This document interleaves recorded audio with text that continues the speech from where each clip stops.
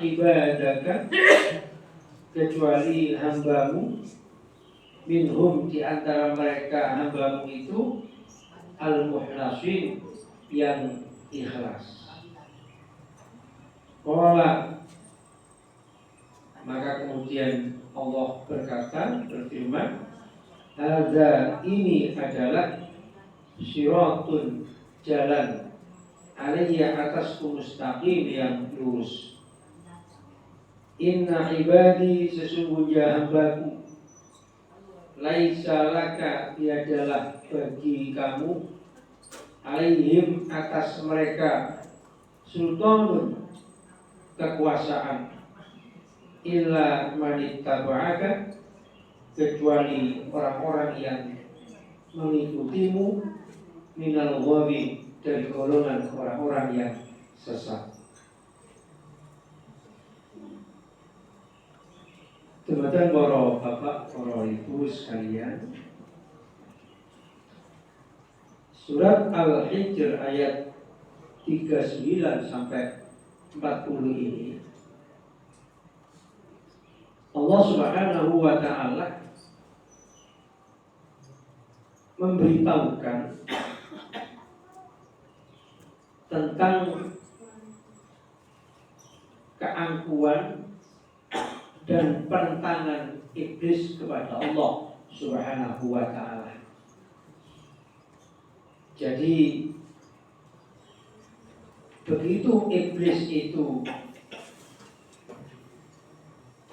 diusir oleh Allah dari surga ke muka bumi ini, bukannya malah bertaubat, malah memberikan sebuah ancaman sebagai rasa dendam kepada manusia untuk seumur hidup mereka itu menyesatkan manusia supaya nantinya bersama-sama menemani iblis itu ke neraka. Bima alwaitani, aqsamu bi alwailah. Jadi iblis itu bersumpah, ya, bersumpah. Yang sumpahnya itu sebab Allah telah menetapkan bahwa iblis itu menjadi golongan yang sesat.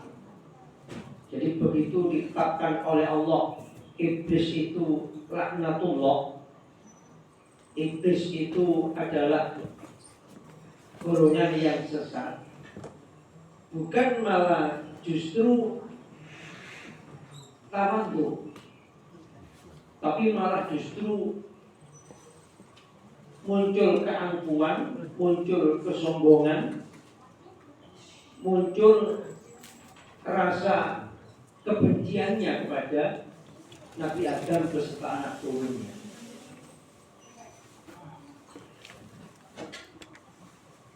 La uzayyinanna lahum ayli dzurriyyati Adam.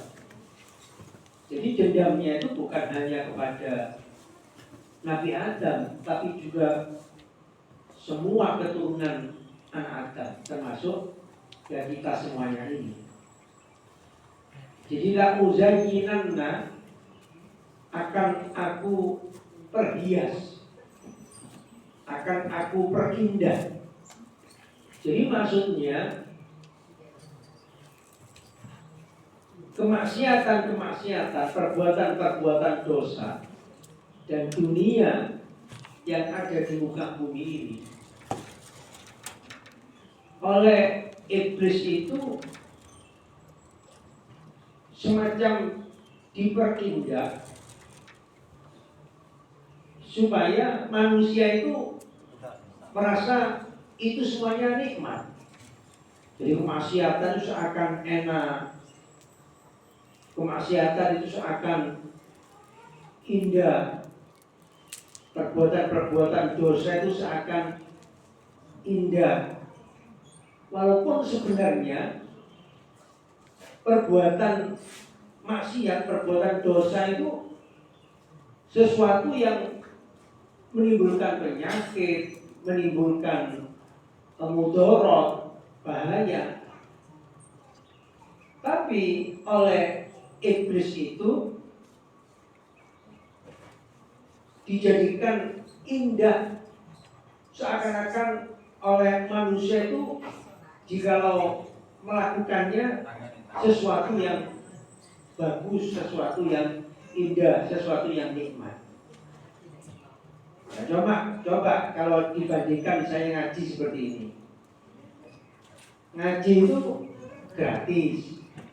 Ya, gratis oleh mobil, oleh jajan. Tidak enak nih. Dibanding kalau misalnya ke diskotik bayar, ya, minumnya nanti bayar. Lah itu apa enggak biaya? Nikah dengan istri, ya, mas kawin cukup sekali, tapi kemudian seumur hidup menikmati keindahan dengan istri.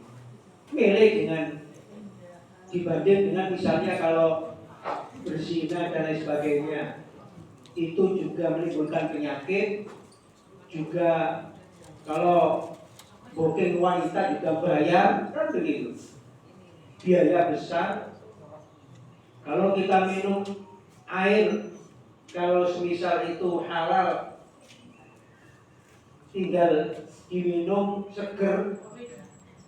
Kalau minum air susu menyehatkan, dibanding misalnya air minuman keras, memabukkan, bisa merusak akal, kesehatan dan lain sebagainya. Mana yang indah, mana yang enak dari segala perbuatan dosa dan maksiat? Tidak ada. Makanya ada lagunya Roma, mengapa yang perbuatan maksiat itu enak-enak? Ya tidak enak-enak. Justru perbuatan-perbuatan maksiat itu enak karena seakan-akan digelapkan mata hati kita oleh iblis itu, ya, digelapkan oleh iblis itu.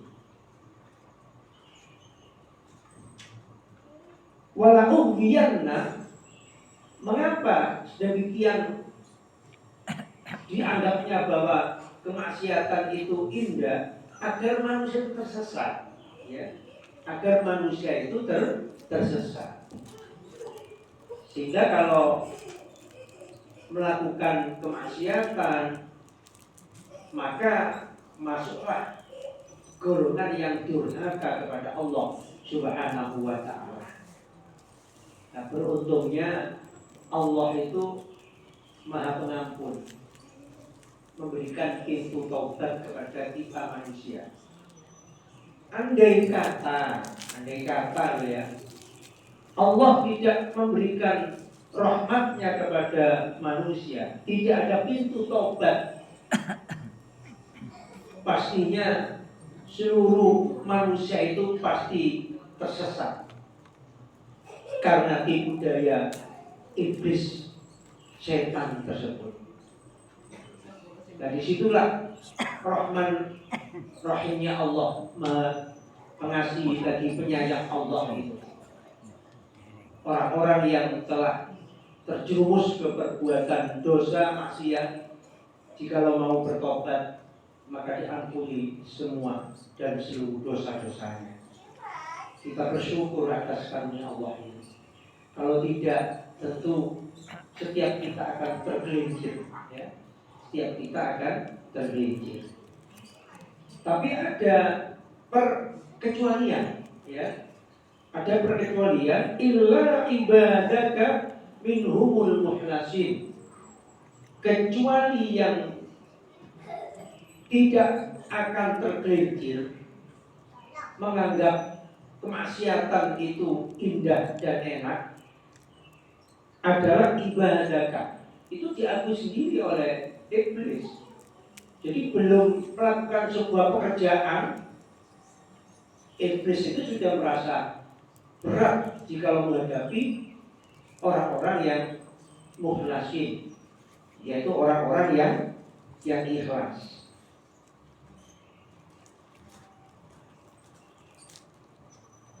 Qala hadza siratun 'alayya mustaqim inna ibadi laisa laka minhum laisa laka 'alaihim sultanun illa man ittaba'aka minal ghawin. Sehingga disampaikan di ayat ini bahwa sesungguhnya iblis atau setan itu tidak ada kuasa untuk menguasai manusia, itu tidak bisa. Jadi memaksakan agar manusia tergelincir itu tidak bisa. Yaitu laisa laka alaihim sultan, tidak ada kekuasaan bagi setan. Illa man ittaba'aka minal ghawin, kecuali memang orang-orang yang mengikuti hawa nafsunya. Jadi makanya iblis ketika dimintai pertanggungjawaban di hadapan Allah kelak di akhirat, iblis tidak mau. Alasan iblis, kami ini hanya menggoda, memperdaya. Mengapa sampai kok mau, kan begitu. Jadi tidak bisa iblis untuk menguasai atau memaksa supaya manusia itu berbuat dosa, itu tidak bisa. Hanya sifatnya menjadikan maksiat dosa itu indah sehingga manusia itu tergelincir. Maka disitulah orang-orang yang ikhlas itu mampu untuk menguasai diri sehingga tidak mudah digelincirkan oleh iblis maupun setan dari segala perbuatan-perbuatan maksiat dan dosa itu.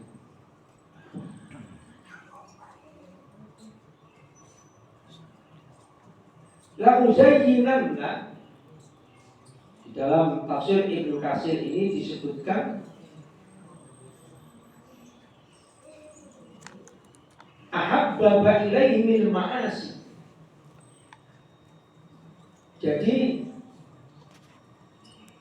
oleh iblis itu dijadikannya manusia itu supaya senang terhadap perbuatan maksiat, senang terhadap perbuatan dosa. Jadi seakan-akan perbuatan dosa itu sesuatu yang menggiurkan, ya. Misalnya anak-anak muda di zaman sekarang melakukan pacaran, melakukan pergaulan bebas, itu kan seakan-akan ya nikmat, indah, ya. Malah ada istilah orang yang nggak benar bahwa selingkuh itu indah. Nah itu kan menyesatkan, ya. Wong selingkuh kok indah. Nah contoh seperti itu. Jadi seakan-akan kemaksiatan itu memang ya menjadikan indah bagi manusia.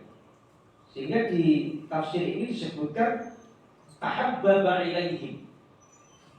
Iblis itu menjadikan manusia itu dengan kemaksiatan, dengan perbuatan dosa itu mencintainya, menyukainya. Sehingga apa? Awaitani ay adallat tani. Sehingga menjadikan mereka itu tersesat, ya. Menjadikan mereka itu tersesat.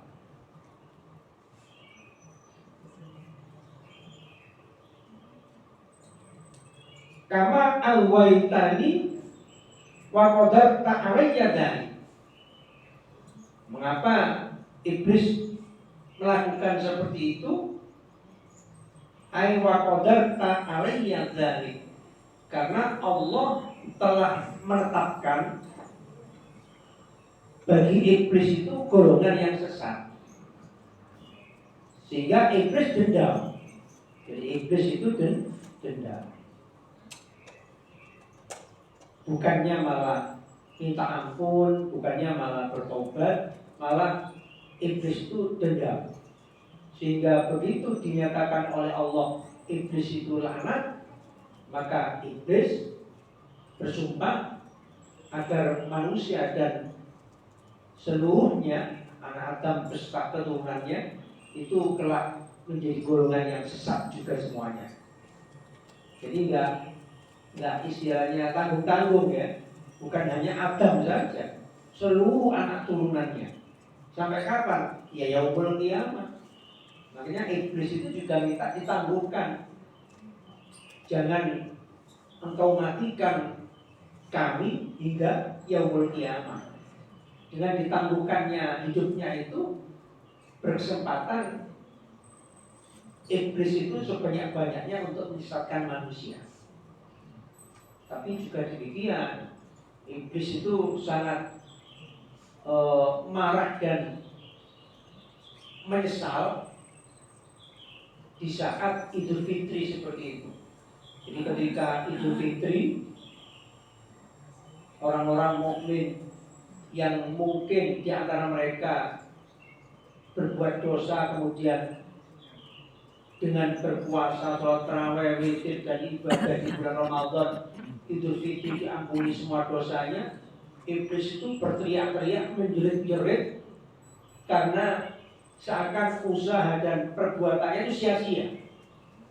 Jadi artinya sudah banyak membawa pengikut, ternyata pengikutnya lepas begitu saja, diampuni karena keberkahan diterimanya ibadah kita di bulan Ramadan itu. Makanya kalau ada orang taubat, iblis itu seakan murka dan berteriak-teriak marah kegagalan atas usaha mereka, seakan usahanya sia-sia.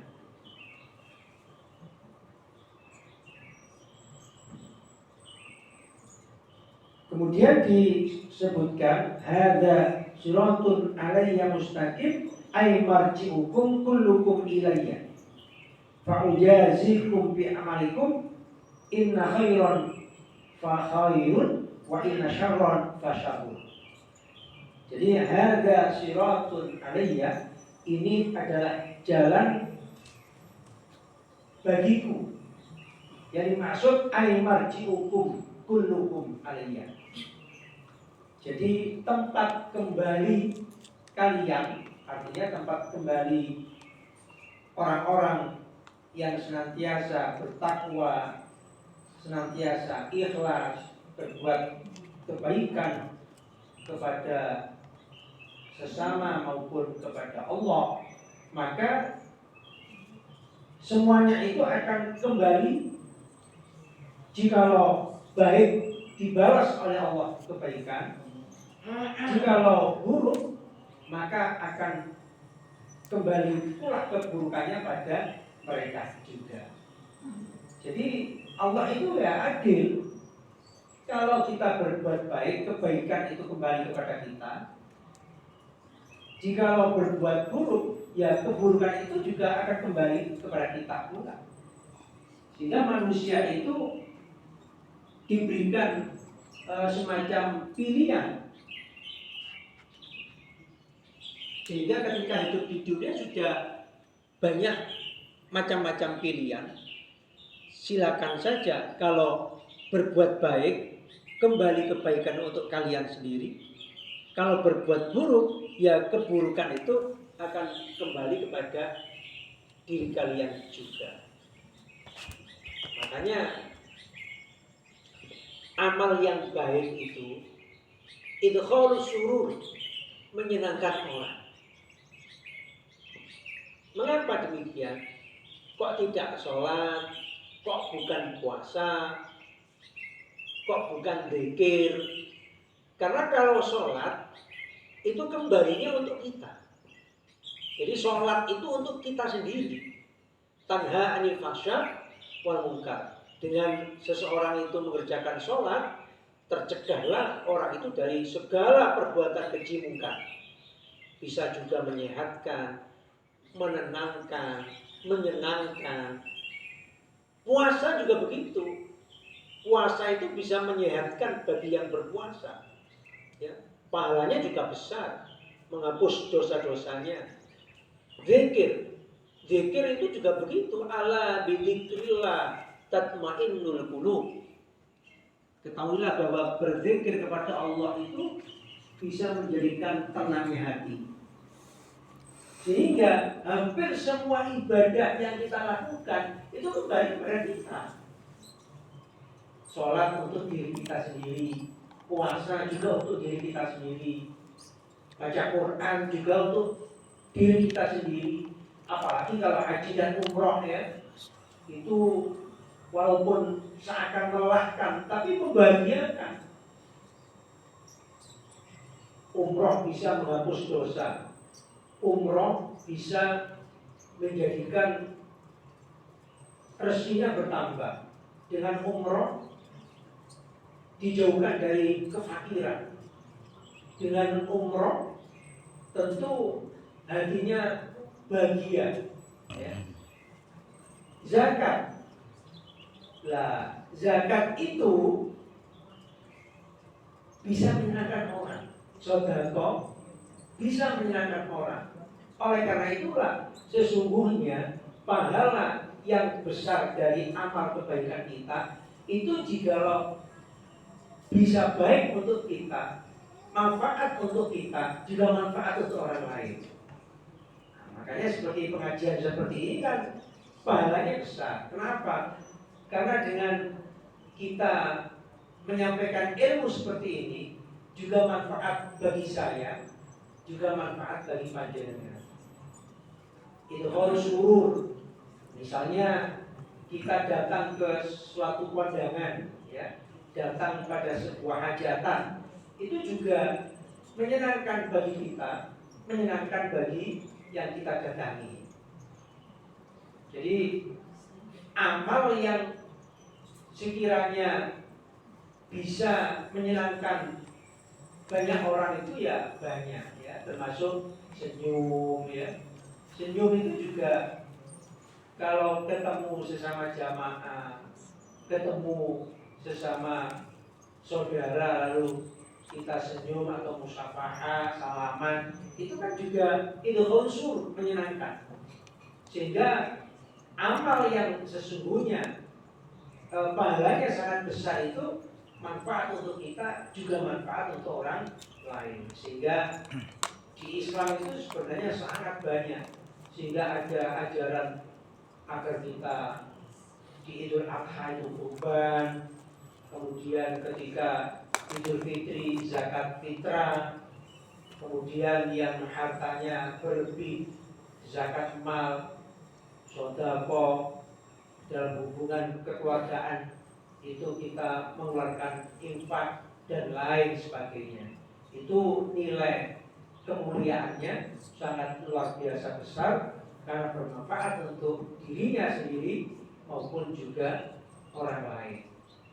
Maka kalaulah kita dibingkai dengan ketakwaan, dibingkai dengan keikhlasan, dibingkai dengan ketawakalan kepada Allah, tentu iblis itu tidak akan bisa berbuat apa-apa menguasai hamba-hamba Allah yang senantiasa lurus sebagaimana yang dijelaskan dalam Al-Quran ini. Monggo, mumpung masih dalam keadaan belum ngantuk, ada yang menyampaikan pertanyaan, monggo. Ya maaf, kemarin sebenarnya saya ini mau dipanggil sama dokter untuk kateterisasi ya, tapi saya berpikir trauma habis opname lagi gitu, minimal kan 4 hari. Itu pun kalau ada komplikasi ya wes, saya bilang dokter ditunda saja tuh sampai mantep. Justru kalau nanti ragu malah gak enak, apalagi keluarga kan diwarini nanti. Opname itu kan yang menyulitkan kan yang diwarini keluarga itu. Makanya saya tunda dulu bulan depan aja untuk ya siap monggo. Monggo, barangkali ada yang punya pertanyaan? J.